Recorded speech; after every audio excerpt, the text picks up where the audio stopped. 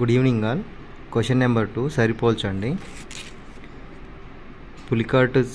పులికాట్ సరస్సు, ఊలార్ సరస్సు, చిలికా సరస్సు, లోక్తక్ సరస్సు. పులికాట్ సరస్సు వచ్చి ఆంధ్రప్రదేశ్లో ఉంది. ఊలార్ సరస్సు వచ్చి జమ్మూ కాశ్మీర్లో ఉంది. చిలికా సరస్సు వచ్చి ఒడిశాలో ఉంది. లోక్తక్ సరస్సు వచ్చి మణిపూర్లో ఉంది. వీటి గురించి కీ పాయింట్స్ ఒకసారి చూద్దాం. పులికాట్ సరస్సు భారతదేశంలో 2వ అతిపెద్ద ఉప్పు నీటి సరస్సు. దీనికి అసలు పేరు వచ్చి ప్రళయ కావేరి. మడుగులలో ఎక్కువ భాగం ఆంధ్రప్రదేశ్లోని తిరుపతి జిల్లా పరిధిలోకి వస్తుంది. 250 చదరపు కిలోమీటర్లు వ్యాపించి వర్షాకాలంలో 460 చదరపు కిలోమీటర్ల వరకు పెరుగుతూ ఉంటుంది. ఈ సరస్సు పులికాట్ పక్షుల అభయారణ్యం అని కూడా పిలువబడుతుంది. అనేక మంది పర్యాటకులకు ఆకర్షిస్తుంది. ఊలార్ సరస్సు వచ్చి కాశ్మీర్లో ఓలార్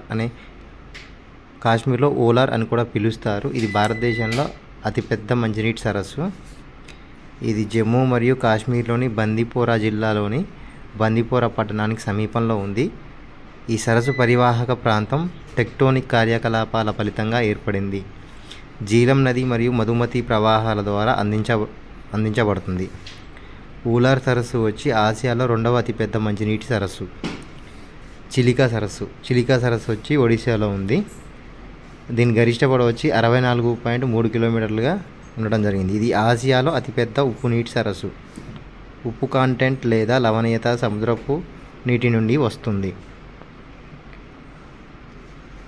ఇది సముద్రానికి సమాంతరంగా ఉన్న ఒక చిన్న ఇన్లెట్ నుండి మడుగులోకి ప్రవేశిస్తుంది మరియు నోరు అని పిలువబడే ప్రదేశంలో తెరుచుకుంటుంది. భారతదేశ తూర్పు తీరంలో ఒడిశా రాష్ట్రంలోని పూరి, ఖుర్దా మరియు గంజాం జిల్లాలలో విస్తరించి ఉంది. ఇది వెంబనాడ్ సరస్సు తర్వాత భారతదేశంలో అతిపెద్ద సరస్సు. చివరగా లోక్తక్ సరస్సు. ఇది ఈశాన్య భారతదేశంలోని మంచినీటి సరస్సు. మణిపూర్లో ఉంది. ఈశాన్య భారతదేశం అంటే మణిపూర్ అటు సైడ్ వస్తుంది. ఇది మద్దతిచ్చే అనేక ఫండిస్ లేక వృక్ష సంపద కోసం దీన్ని ఫ్లోటింగ్ లేక్ అని కూడా పిలుస్తారు. మణిపూర్లోని అత్యంత ప్రసిద్ధ పర్యాటక ఆకర్షణలు పులికాట్ సరస్సు, ఊలార్ సరస్సు, చిలికా సరస్సు, లోక్తక్ సరస్సు.